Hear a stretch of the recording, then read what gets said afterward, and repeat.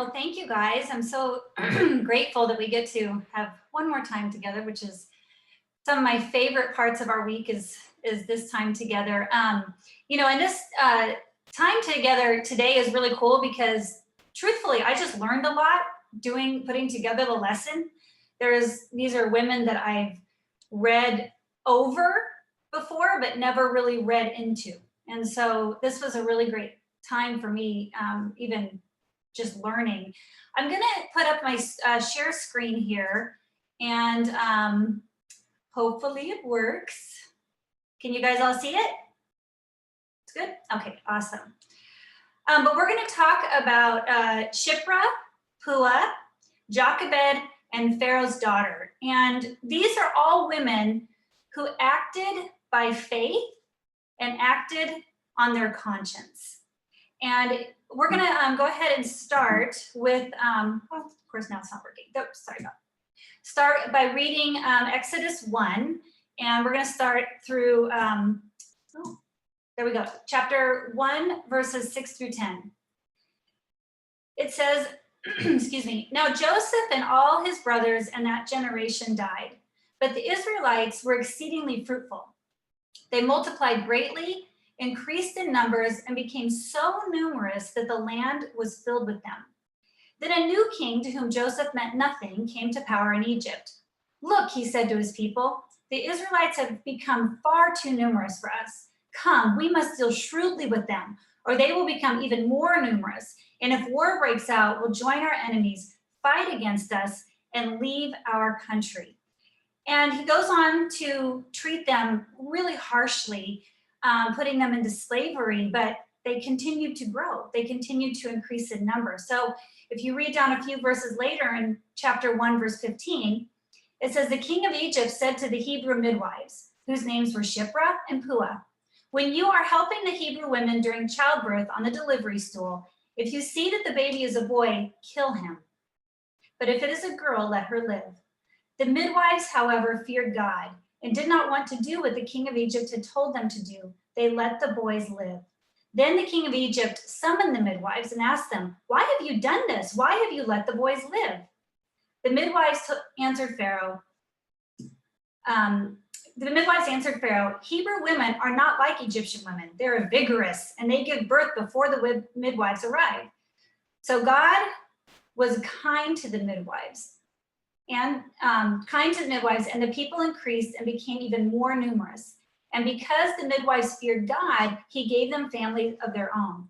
Then Pharaoh gave this order to all the people. Every Hebrew boy that is born, you must throw into the Nile, but let every girl live. Then Pharaoh's daughter went down to the Nile to bathe. Oh, sorry, I think I skipped one. Now a man of the tribe of Levi married a Levite woman, and she became pregnant and gave birth to a son. When she saw that he was a fine child, she hid him for 3 months. But when she could hide him no longer, she got a papyrus basket for him and coated it with tar and pitch. Then she placed the child in it and put it among the reeds along the bank of the Nile. His sister stood at a distance to see what would happen to him. Then Pharaoh's daughter went down to the Nile to bathe, and her attendants were walking along the riverbank. She saw the basket among the reeds and sent her female slave to get it. She opened it and saw the baby. He was crying, and she felt sorry for him. This is one of the Hebrew babies, she said. Then his sister asked Pharaoh's daughter, shall I go and get one of the Hebrew women to nurse the baby for you? Yes, go, she answered. So the girl went and got the baby's mother. Pharaoh's daughter said to her, take this baby and nurse him for me, and I will pay you.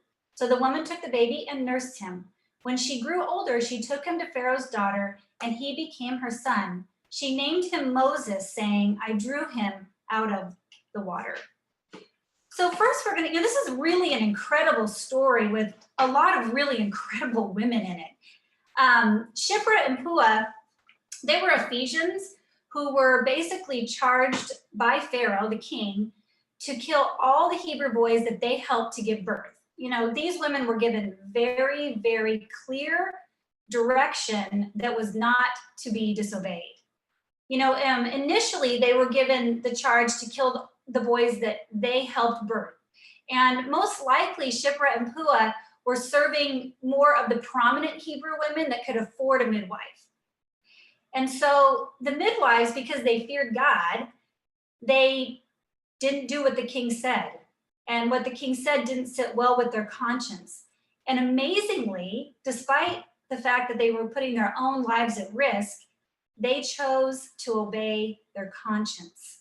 And when they were confronted with it, I'm sure it was terrifying, but they basically told a little half truth, half lie, and said that, the Hebrew women were vigorous and strong and we can't make it, that was obviously not true.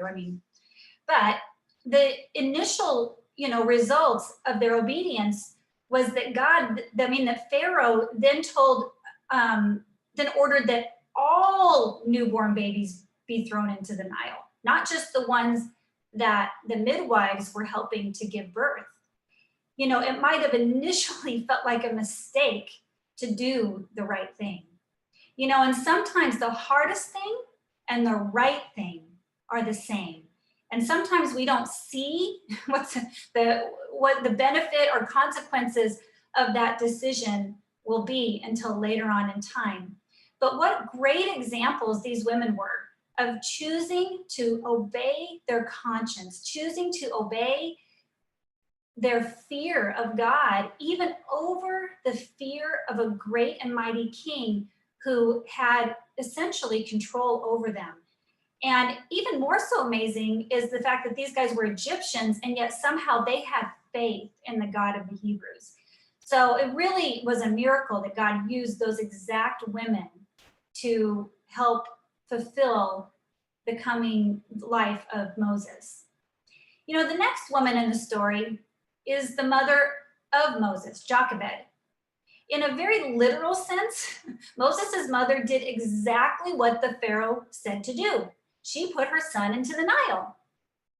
However, she took care to put him in a waterproof basket and strategically floated him on the river. That river would have been full of crocodiles and all kinds of dangerous things. So she was so faithful to put him in there to begin with. But the interesting thing is the word for the type of basket that she used, the papyrus basket, that same word is only used one other time in the scriptures, and it's when it's describing Noah's Ark. And so very, very cool, at some point going back and forth to, you could do that in your own Bible study, but it's neat that that was the same word that was used. The basket that Noah was put in was the same word as was used to describe Noah's Ark. But even as she took the protective measures that she would need to, can you imagine how scary that would be to stick your baby into a river? Not only you think, okay, well, good, it's a good sturdy basket, but that doesn't stop a newborn baby from being in danger in a wild river. She had to obviously put her trust in God. She had to trust that as she let go of that little tiny boat and let go of one of the most precious things that she had in her life, she had to trust that God would take care of it and even perhaps find a way to give him back to her. Can you imagine what she must have felt as Miriam, her daughter, came running home and said, Mom, come to the river. Pharaoh's daughter found Moses, and she wants to take, or I don't know if they named, did they name him Moses? Now I can't remember who named him Moses, but she wants you to nurse him. She wants you to take him back home. How did she hold back her tears of joy, her tears of relief, her tears of excitement? And can you imagine how close she held him that night? I imagine her never taking her eyes off of him, even as he slept. And yet fast forward a year or two, when now she was faced with giving him to Pharaoh's daughter the second time. It must have been such an incredibly painful decision to make, because now he was deep in her heart. When a baby is born, they have your whole heart. Actually, before a baby's born, they have your whole heart. But now she had spent time with him. She had nursed him. She had cuddled with him. And he was still very young and very innocent and very impressionable. She had to trust that God was going to take care of him. Jochebed is an incredible example of making decisions for God. She hid Moses for 3 months. I don't know how she kept him from crying. That's a miracle in and of itself, that nobody heard him for 3 months. She trusted God when she put Moses out on the river, and she trusted him again when she let him return a second time. You know, a journey of 1,000 miles begins with a single step. And that is what Jochebed had to do. I imagine her having to just take one step at a time, one decision at a time. Each of those decisions was probably filled with tons of anxiety and fear, worry, but she made a decision to take one step at a time in the decisions that she had to make. And if you look in Hebrews 11, verse 23, Jochebed is listed along with her husband in the Hall of Faith. It's such a cool, you know, thing. I mean, she's not talked about a ton in the scriptures, but yet she is mentioned by God as one of the great women of faith. It says in Hebrews 11:23 that they were not afraid of the king's edict. Moses' parents, they had faith in God's promise to deliver Israel, and they refused to do what the king said to do because of their faith in God. And what Hebrews 12:1 says is that now we are surrounded by such a great cloud of witnesses, such as Jochebed, that she's in that great cloud of witnesses that we're called to imitate and be aware of, so that we can also have, you know, faith to make the decisions that we need to make. The next person in the story is Pharaoh's daughter. You know, Pharaoh's daughter had a heart of compassion. She was conditioned by her culture and upbringing to completely reject the Jews, have nothing to do with them, to feel like they were not worthy of saving. But somehow that cry of a little baby just melted her heart. She had a heart. She had a human heart. You know, the decision that she made to obey her conscience over her father's edict ultimately was a decision that changed the future for God's people. And even though her dad, he cruelly sought to absolutely destroy Israel, his daughter, just through an act of pity and compassion and following her own heart and her own conscience, she stopped all of that from happening and preserved Israel's deliverer. So even in and of herself, these women they were women who really stood in the gap by their faith and by their consciences. None of them knew what the future would hold. It's not like they said, oh, well, this is Moses, the guy who's going to write the first 5 books of the Bible, you know, the guy who God's going to deliver the 10 commandments to, the guy who will speak to a burning bush, the guy who will ultimately help to end the, you know, plagues of Egypt, the guy who will part the Red Sea with just a staff, the guy who will hit a rock and see water coming out, the God who will lead Israel in deliverance. They had no clue that this was who they were dealing with. For all they know, Moses was just going to grow up to be your average guy, you know, but they just in their own hearts refused to go against what their conscience was telling them to do. You know, we make decisions and choices, and the decisions and choices that we make can have an impact that outlives any of our intentions, any of our understanding, and even sometimes our imagination.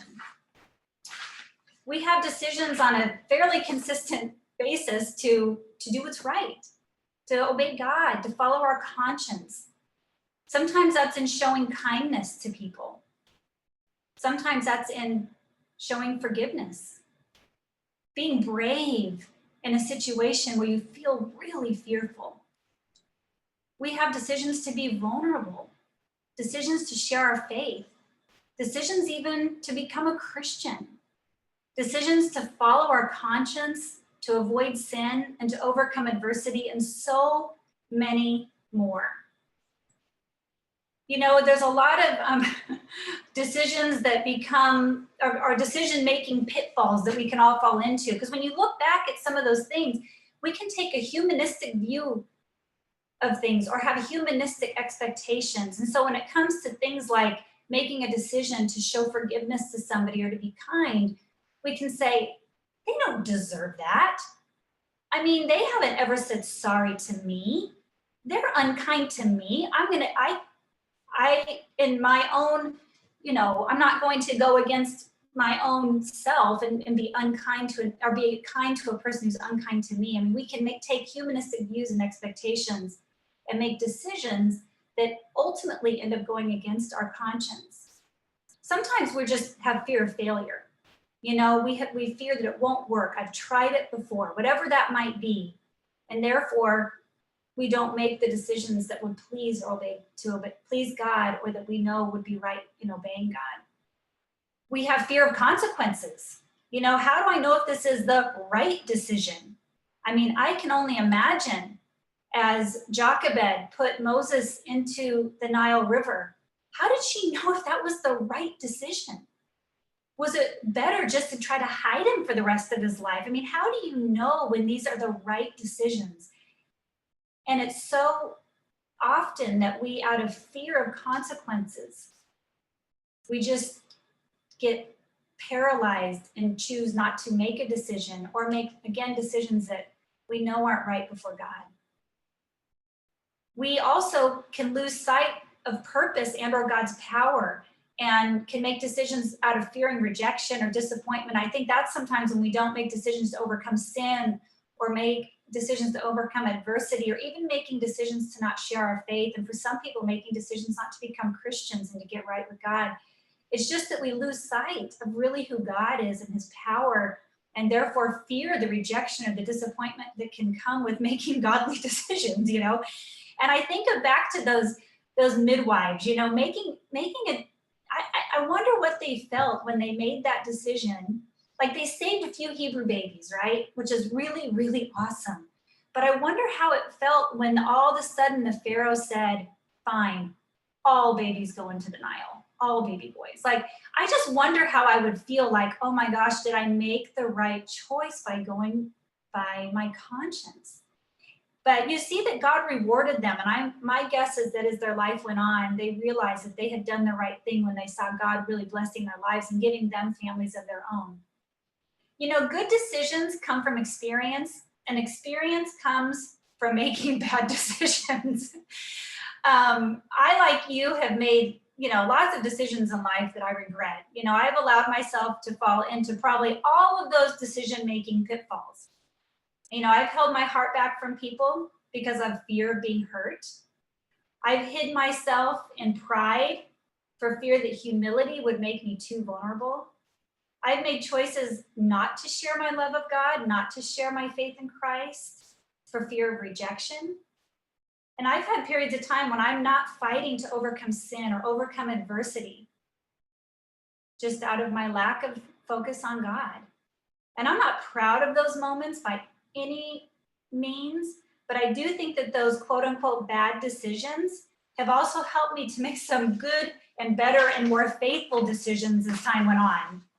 You know, Facebook recently reminded me of this idea of, you know, sometimes that where the, how do I phrase it here? That decisions and the choices that we make today can have an impact that outlives our intentions, our understanding, and our imagination.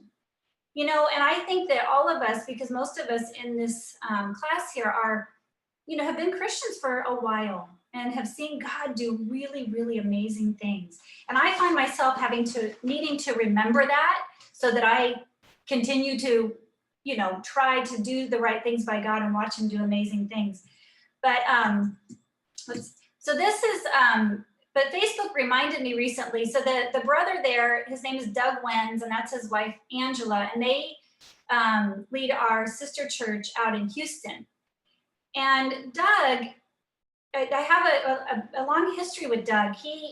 When I was in high school, I worked for an ice cream shop. And yes, ate lots and lots of ice cream and lots of donuts, and it was an awesome job to have in high school, trust me.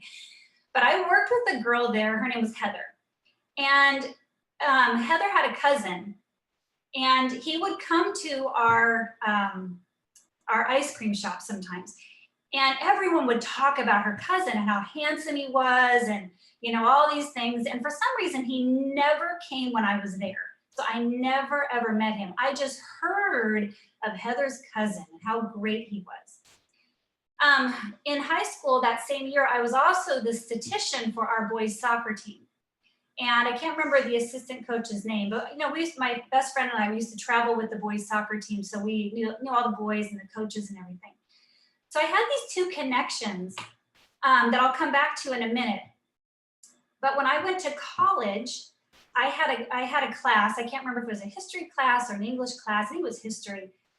And there was this guy in the class that was very bold and like one of those people that answers every question and was clearly very confident and I don't know, just somebody that was kind of larger than life. And I decided to share my faith with him one day. And he looked straight at me and was like, no thanks. Like made me feel about, this small. And so I just, of course, walked away from that class time feeling pretty discouraged. But went on my way, and I think that was a spring semester, so the summer passed, and then we were in the fall semester, and I had a class with that same guy. And this time, but by then I'd grown a little bit as a Christian, so I was like, okay, I'm more bold now. So I told him, I said, hey, listen, this is the second time I've had a class with you. I really think you need to come with me to Bible study to church. And he goes, okay. And so we went to the cafeteria that day and we sat down and he told me his life story and the things that he had been through. And he ended up becoming a Christian, and that's Doug. So Doug had been through a lot in life. He was adopted. He was in the foster care system most of his life. I don't think he was, actually, I don't even know that he was adopted. I think he was in the foster care system and in and out of homes, but never really was adopted and then just aged out. But he is an incredible, incredible guy. And, but the kind of switch back to my high school ice cream days, this is Heather's cousin. So Doug was Heather's cousin, the guy that used to come to the ice cream shop that everyone talked about. And how I found that out was that I was at his house one day and I looked at a picture on his wall and he was with my assistant coach. So his assistant coach, the soccer team's assistant coach was his roommate, and Doug was the cousin of the woman that I worked with. And then I got to, reach out to him and share my faith with him. But God just had his number, But what it reminded me of was that making those decisions back then to not let my fear, because he had rejected me pretty humiliatingly, I would say, initially. But I think making the decision to not let that control who I am or what I would do, and just to see the things that God has done in his life since then. That's his sister, Shanna, who also was in foster care growing up. She became a disciple shortly after he did. And then the picture on the other side there is Shanna and her husband, Jeff, baptizing their oldest son. So just, you have Doug becomes a Christian, he helps his sister becomes a Christian, she gets married, and now their son, he's 18, is now a disciple. But to me, Doug has always been one of those people that I just think far outweighed my intentions, my imagination, my understanding of what God could really do in somebody's life. And he's obviously been able to reach out to a lot of people through that. But to me, it was like when Facebook kind of did that reminder for me, it did remind me that, we have to make choices at times. And it's not just with sharing our faith. Sometimes it's in our marriage, making the right choice. Sometimes it's, again, going back to somebody that we need to forgive.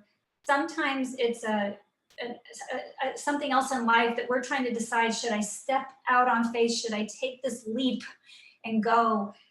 But when we make choices that are bold and faithful and trusting and true to our conscience, we'll see God bless them. We'll see the victory of walking with him, and we'll see those victories and those blessings shine in our lives. So I hope we can take a little bit of something from the midwives and from Jochebed and from Pharaoh's daughter, and be able to, let that be something that motivates us to help us make decisions really on a daily basis that will please God. I think I've been going. There we go. So that is it. I think that I have some discussion questions that we can go through. I put them in the chat, And so if you go back to the very, very beginning, oh yeah, Kathy, you know her, that's so cool. But if you go back to the beginning, the discussion questions are right there. I'll just read them for a minute. It says, what major decisions are you facing right now? And what past decisions have led you to now make more faithful choices? And then also you can think of a time when you've had to make a choice solely for God or to follow your conscience like the midwives, and share what God did through that time. So as you come together, why don't you guys go ahead and share those things, and then we'll pull back together at the end of our breakout.